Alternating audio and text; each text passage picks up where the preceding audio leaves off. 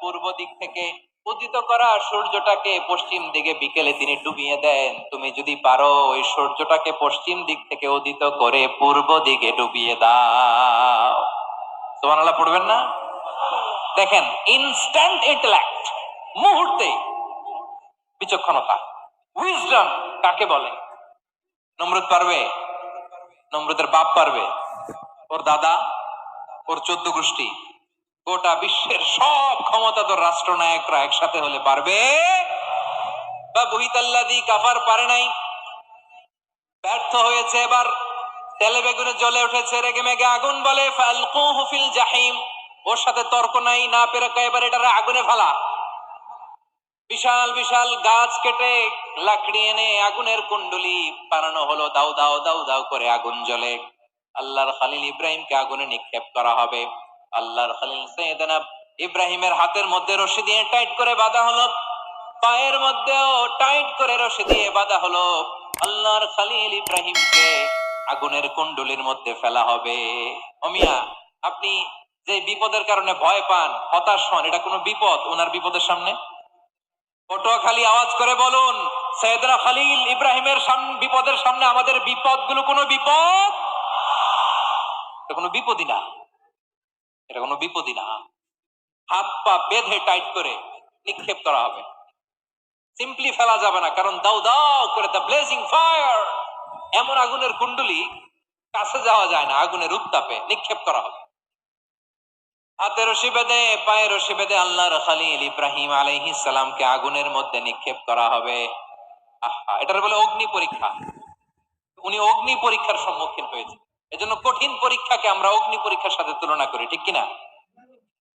সাইয়েদনা জিবরাইল এসে বললেন, ও আল্লাহর খলিল, ওরা তো আপনার হাতও বেঁধে ফেললো, পাও বেঁধে ফেললো, নড়াচড়ার সুযোগ নাই, বলেন আমি জিবরিল ফেরেশতা আপনার জন্য কি করতে পারি? আল্লাহর খলিল ইব্রাহিম বলেন, ও জিবরাইল, তোমার কাছে আমার কোনো চাওয়া পাওয়া নাই। সুবহানাল্লাহ বলেন। তোমার কাছে বলার কিছু নাই, তোমার সাহায্যের আমার দরকার নাই। সাইয়েদনা ইব্রাহিম আলাইহিস সালামকে হাতে পায়ে রশি বেঁধে হাত পা বাঁধা অবস্থায় জ্বলন্ত অগ্নিকুণ্ডে যখন নমরুদের দলবল নিক্ষেপ করবে, আল্লাহর খলিল কিভাবে নিজেকে আল্লাহর কাছে সঁপে দিয়েছেন, পটুয়াখালীর ভাইরা খেয়াল করে শুনুন। হাত পা বেঁধে আল্লাহর খলিলকে যখন নিক্ষেপ করা হবে, তিনি মুখ ফুটে বলে ফেললেন, হাসবুনাল্লাহু ওয়া নি'মাল ওয়াকিল। হাসবুনাল্লাহু ওয়া নি'মাল ওয়াকিল, আমার জন্য আল্লাহই যথেষ্ট, আমার জন্য আল্লাহই যথেষ্ট। তিনি আমার সবচেয়ে বড় গার্ডিয়ান, তিনি আমার সবচেয়ে বড় অভিভাবক। জিব্রাইলের সাহায্যে অফারকে ফিরিয়ে দিলেন, দুনিয়ার বুকে কারো কাছে কিছু বলেন নাই, মুখ ফুটে বলেছেন হাসবুনাল্লাহ। ও আমার পটুয়াখালীর প্রাণের ভাইয়েরা, খেয়াল রাখবেন, কোন বান্দা তার হাতে থাকা সব চেষ্টাটুকুন করার পরে মুখ ফসকে মুখ দিয়ে যখন বলে ফেলে হাসবুনাল্লাহ, বান্দা যখন হাসবুনাল্লাহ বলে ফেলে, ওই ব্যাপারটা ডিল করার দায়িত্ব স্বয়ং আল্লাহ আরশের উপর থেকে নিয়ে নেয়। আপনি যখন বলে ফেলবেন হাসবুনাল্লাহ, এটা ডিলিং করবে কে তখন? চিল্লায় বলেন না, তিনি কে? বান্দা তার সাধ্যের সবটুকু চেষ্টার পরে নতজানু হয়ে যখন বলবে হাসবুনাল্লাহ, আল্লাহ তুমি আমার জন্য যথেষ্ট, নি'মাল ওয়াকিল, তুমি আমার শ্রেষ্ঠ অভিভাবক, তখন তার কি দরকার না দরকার এটা ডিল করে স্বয়ং আল্লাহ। নিক্ষেপ করা হলো সাইয়েদনা ইব্রাহিমকে অগ্নিকুণ্ডলিতে। হাজার হাজার মানুষ এই দৃশ্য দেখার জন্য জড়ো হয়েছে এরকম বিশাল ময়দানে। কিন্তু কি অবাক করা ঘটনা, সবাই ভয় পাচ্ছিল, না জানি কি হয়ে যায়। আল্লাহর খলিলকে যখন আগুনের কুণ্ডলিতে নিক্ষেপ করা হয়, আল্লাহর খলিল ইব্রাহিম আগুনের কুণ্ডলীর মধ্যে বসে বসে মানুষগুলোর দিকে তাকিয়ে হাসতে শুরু করে দেয়। কারণ আকাশ থেকে রব্বুল আলামিন স্পেশাল ভার্ডিক্ট নাজিল করেছেন, স্পেশাল হুকুম জারি করেছেন, কুলনা ইয়া নারু কুনি বারদান ওয়া সালামান আলা ইব্রাহিম। ও আগুন, খবরদার, সৃষ্টির শুরু থেকে তোকে একটা ধর্ম আমি বাতলে দিয়েছিলাম, তোর ধর্ম, আগুনের ধর্ম হলো যা পাবে জ্বালিয়ে ছারখার করবে। আল্লাহ বলল, আগুন, তোর ধর্ম দিয়েছিলাম, তুই সব জ্বালিয়ে পুড়িয়ে ছারখার করে দিবি।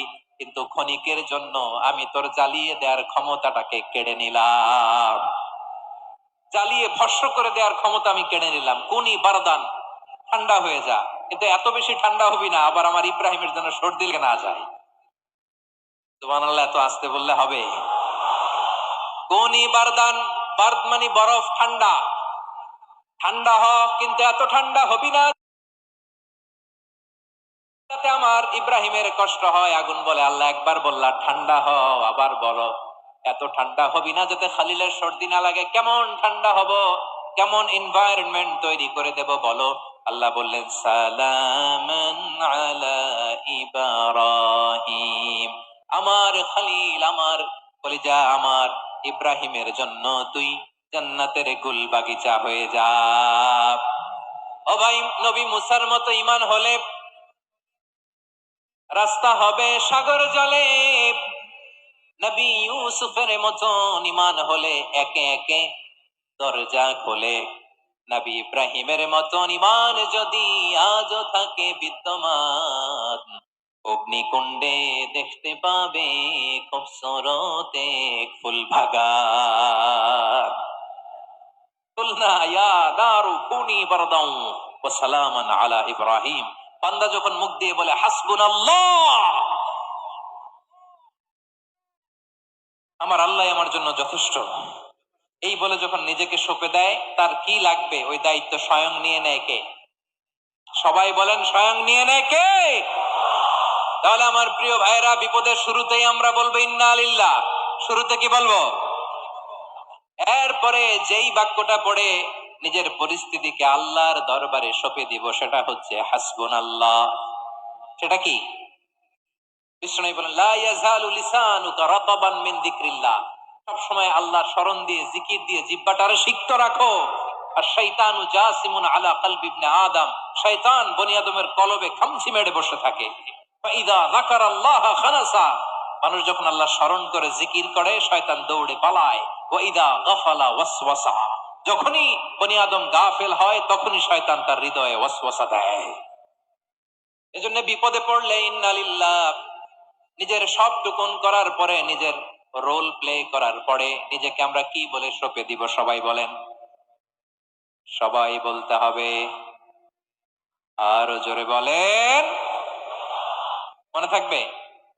বিপদে পড়লে প্রথমে ইন্না লিল্লাহ, এরপরে নিজেকে যখন সঁপে দিব তখন হাসবুনাল্লাহ। এরপরে কঠিন বিপদ যখন বিশ্বনবী পড়তেন তখন কি করতেন? এমন বিপদ মাঝে মাঝে হয় না, দেয়ালে পিঠ থেকে যায়, চোখে মুখে অন্ধকার, কি করব দিশা খুঁজে পাই না, এরকম হয় কখনো? হ্যাঁ, আপনাদের হয়? হয় না? তো জান্নাতে আছেন আপনারা। হয় হয়, এরকম হয়েছে না যে দেয়ালে পিঠ থেকে গেছে, চোখে মুখে অন্ধকার, কই যাব, কি করব, বাঁচানোর কেউ না, এরকম হয়েছে কখনো আপনাদের? যদি হয় তাইলে এটার সলিউশন বলবো, না হইলে তো এগুলো বলে লাভ নাই। হয় হয় হয়, বিশ্বনবী এরকম কঠিন বিপদে পড়েছেন জীবনের কিছু কিছু মুহূর্তে। ওই মুহূর্তে বিশ্বনবী স্পেশাল দুইটা দোয়া পড়তেন। এই দোয়াগুলো আপনাদেরকে জানিয়ে দেয়। বিশ্বনবী বলেন, কঠিনতম বিপদে যখন পড়বা, দেয়ালে পিঠ থেকে যায়, চোখে মুখে অন্ধকার, বাঁচার কোনো উপায় নাই, তখন পড়বা লা ইলাহা ইল্লা আনতা সুবহানাকা ইন্নী কুনতু মিনাজ জালিমিন। আল্লাহ, তুমি ছাড়া কোনো ইলাহ নাই, তুমি পবিত্র, নিশ্চয় আমি জালিমদের অন্তর্ভুক্ত। সুবহানাল্লাহ বলেন। এই দোয়া সাইয়েদনা ইউনূস আলাইহিস সালাম পড়েছিলেন যখন মাছের পেটে ছিলেন। কিসের পেটে? এবং অনেক মুফাসসিরিন ইকরাম বলেছেন, অনেক আহলুল ইলমরা বলেছেন, এটা হচ্ছে ইসমে আজম। ইসমে আজম এমন দোয়া যেটা দিয়ে দোয়া করলে আল্লাহ দোয়া কবুল করে, কিন্তু এটা কোনটা, এটা নিয়ে ইখতিলাফ আছে। কোন কোন আহলুল ইলম বলেন ইলা। তো একজনকে, এক বাঙালিরে পেয়ে তার মাথার মধ্যে বন্দুকের নল ধরে বলতেছে, কালেমা বল সালে, কালেমা বাতা, কালেমা বল। তো ভয়ের চড়ে এই দোয়া পড়া শুরু করছে। ও পড়তেছে লা ইলাহা ইল্লা আনতা সুবহানাকা ইন্নী কুনতু মিনাজ জালিমিন। পাকিস্তানি বলে, সালে ये तो मुसीबत का কালিমা है। বাঙালি কয়, হাম তো ভি মুসিবত মে হ্যায়। পাকিস্তানি বলে, বেটা কোন দোয়া বললি, এটা তো মুসিবতের কালেমা। কয়, আমিও তো মুসিবতে আছি। আমার মাথার মধ্যে বন্দুক ধরে তুমি আমারে কালেমা জিজ্ঞেস করো, এখন কোনটা কালিমা আর কোনটা কি দোয়া আমার হুশ আছে নাকি? প্রিয় ভাইরা, আসলে এটা দোয়াউল মুসিবা, বিপদে পড়লে এ দোয়া পড়তে হয়। লা ইলাহা ইল্লা আনতা সুবহানাকা ইন্নী কুনতু মিনাজ জালিমিন। এটা পড়বেন আপনারা। এই দোয়া পড়ে সাইয়েদনা ইউনূস আলাইহিস সালাম মাছের পেট থেকে রক্ষা পেয়েছিলেন। রক্ষা করেছিল কে? তুমি ইউনূস নবীরে যখন খাইলো মাছেতে গিলিয়া, ফেরেশতা পাঠাইয়া দিলে ইসমে আজম দিয়া, প্রাণে ছিল যাহার ভয় সেথা পাইল আশ্রয়, প্রাণে ছিল যাহার ভয় সেথা পাইল আশ্রয়, মাছের পেট হতে সে যে পেল পরিত্রাণ। আল্লাহু আল্লাহু তুমি জাল্লে জালালুহু, শেষ করা তো যায় না গে তোমার গুণগান। আল্লাহু আল্লাহু, সুবহানাল্লাহ পড়েন। লা ইলাহা ইল্লা আনতা সুবহানাকা ইন্নী কুনতু মিনাজ জালিমিন। বিশ্বনবী বললেন, দেয়ালে পিঠ থেকে গেলে, চোখে মুখে অন্ধকার, বাঁচার কোনো উপায় নাই, তখন এই দোয়াটা পড়তে হবে। এই দোয়া পড়ে আল্লাহর কাছে ফরিয়াদ করলে বিপদ মুক্ত করবেন কে? কেন এই দোয়াটা আল্লাহর কাছে বড্ড প্রিয় জানেন আমার ভাইয়েরা? কারণ এই দোয়ার মধ্যে তিনটা জিনিস আছে। আমি যেরকম আঙ্গুল উঁচু করেছি, এরকম করেন তো। তিনটা। কয়টা?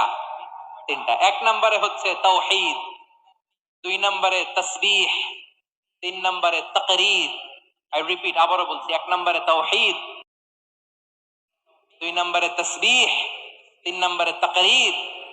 এ দোয়াটা আল্লাহর কাছে এত পছন্দনীয় কারণ এ দোয়ার প্রথম অংশে আছে তাওহীদ, আল্লাহর একত্ববাদের ঘোষণা।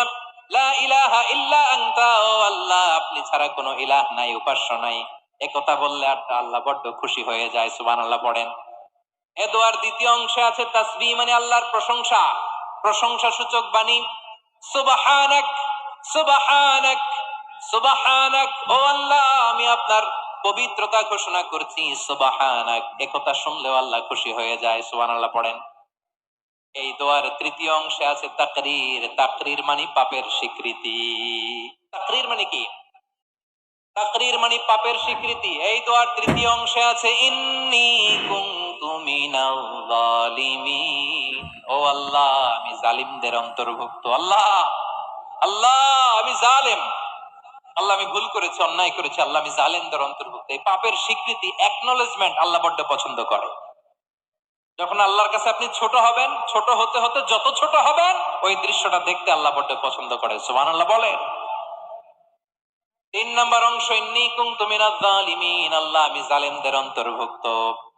সাইয়েদনা আদম আলাইহিস সালাম ভুল করে যখন নিষিদ্ধ গাছের ফুল খেয়ে ফেললেন, ফল খেয়ে ফেললেন, আল্লাহ বললেন আদম ক্ষমা পেতে চাইলে তুমি আর হাওয়া মিলে স্বীকৃতি দাও, পাপের স্বীকৃতি। আর পড়ো, রব্বানা ظلمنا أنفسنا وإن لم تغفر لنا وترحمنا لنكونن من الخاسرين। ও আল্লাহ আমি আদম আর হাওয়া জালামনা আনফুসানা, আমরা আমাদের নফসের উপর বড্ড জুলুম করেছি। আল্লাহ ওয়া ইল্লাম তাগফির লানা ওয়া তারহামনা, আপনি যদি ক্ষমা না করেন, আপনি যদি দয়া পরবশ না হন, আপনি যদি রহম না করেন, আমরা তো ক্ষতিগ্রস্তদের মধ্যে শামিল হয়ে যাব। এই দোয়া করার সাথে সাথে সাইয়েদনা আদম আর হাওয়া আলাইহিস সালামকে ক্ষমা করে দিলেন কে? তাহলে এই দোয়ার তিন নম্বর অংশ তাকরীর, এটা আল্লাহ বড্ড পছন্দ করে। আমার কলিজার টুকরা ভাইয়েরা, গুনাহ করে শিকার যেতে হবে, এটা আল্লাহ ভালোবাসেন। সাইয়েদনা আবু বকর রাদিয়াল্লাহু তাআলা আনহু বিষ্ণু ইসলামকে বললেন, ইয়া রাসূলুল্লাহ আল্লিমনি দুআআন আদউ বিহি ফি সালাতি, নবী হে আপনি আমার এমন একটা স্পেশাল দোয়া শিখায় দেন যে দোয়াটা আমি নামাজে পড়ব। নবী বললেন, তাহলে তুমি পড়ো, আল্লাহুম্মা ইন্নী যালামতু নাফসি যুলমান কাসীরান ওয়া লা ইয়াগফিরুয যুনুবা ইল্লা আনতা ফাগফিরলি মাগফিরাতাম মিন ইনদিকা ওয়ারহামনি ইন্নাকা আনতাল গফুরুর রহিম। সুবহানাল্লাহ। সালাম ফিরানোর আগে পড়েন, কথা কয় না, পড়েন পড়েন। ও আবু বকর, নামাজে যদি দোয়া করতে মনে চায় এই দোয়াটা পড়বা, আল্লাহুম্মা ইন্নী যালামতু নাফসি, আল্লাহ জুলুম করেছি আমার নফসের উপর, যুলমান কাসীরা অনেক জুলুম, ওয়া লা ইয়াগফিরুয যুনুবা ইল্লা আনতা, আপনি ছাড়া এই যুনুব, এই পাপ ক্ষমা করার দ্বিতীয় কোনো রব নাই। আছে? আল্লাহ ছাড়া আমাদের গুনাহ আর কে কে ক্ষমা করতে পারে বলেন তো? কে পারে? কে? এজন্য আল্লাহরে বলবেন, আল্লাহ আমি ছাড়া তোমার গোলামের অভাব নাই। ও আমার রব, আমি ছাড়া এই জমিনের বুকে তোমার গোলামের অভাব নাই, কিন্তু তুমি ছাড়া তো আমার দ্বিতীয় কোনো রব নাই। পারবেন বলতে? পারবেন? চোখের পানি ছেড়ে আল্লাহরে বলবেন, আল্লাহ তুমি আমার রব, তুমি আমার সব। কি বলবেন? আল্লাহ আমারে রব। সবাই বলুন, আল্লাহ আমারে রব। দমে দমে তনু মনে তারি অনুভব, আল্লাহ আমারে রব। আল্লাহরে বলেন, আল্লাহ তুমি আমার রব। আল্লাহ আমি ছাড়া এই জমিনে তোমার গোলামের অভাব নাই, তুমি ছাড়া আমার দ্বিতীয় কোনো রব নাই। এ কথা বলে চোখের পানি ছেড়ে আল্লাহরে স্বীকৃতি দেন, আল্লাহ আমি পাপী। আল্লাহ এই জামিনে আমার চেয়ে বড় পাপী আর কেউ নাই। চোখের পানি ছেড়ে আল্লাহরে পাপের স্বীকৃতি দেন, আল্লাহ এমন কোন জুলুম নাই, গুনাহ নাই আমি করি নাই, সগীরা কবিরা, জেনে না জেনে, ইচ্ছায় অনিচ্ছায়, শিরকি বেদাতি সব গুনাহ করেছি।